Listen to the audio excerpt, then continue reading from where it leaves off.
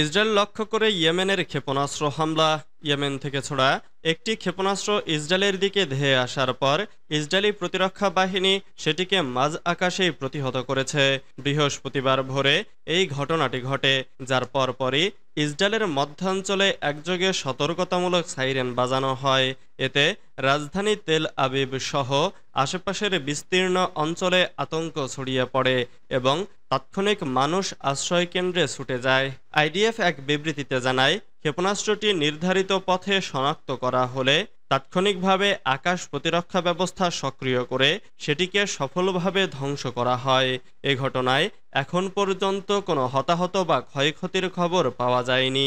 ঘটনার পর ইসরায়েলি সামরিক বাহিনী একটি পূর্ণাঙ্গ তদন্ত শুরু করেছে, তবে হামলার দায় এখনও কেউ স্বীকার করেনি। ইয়েমেনের হুথি বিদ্রোহীদের এ ধরনের হামলার ইতিহাস থাকলেও এবারের ঘটনায় তারা সরাসরি জড়িত কিনা তা নিশ্চিত হওয়া যায়নি। ইসরায়েলি প্রধানমন্ত্রী এবং প্রতিরক্ষা মন্ত্রী পরিস্থিতি নিবিড়ভাবে পর্যবেক্ষণ করেছেন এবং আকাশ প্রতিরক্ষা জোরদারের নির্দেশ দিয়েছেন। সামরিক সূত্রগুলো বলছে, দেশের নিরাপত্তা নিশ্চিত করতে সব ধরনের প্রস্তুতি নেওয়া হয়েছে।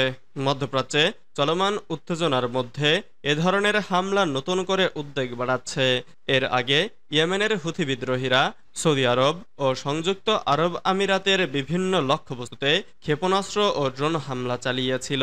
পরিস্থিতির আরও উন্নয়ন হলে তাৎক্ষণিকভাবে জানানো হবে বলে জানিয়েছে আইডিএফ।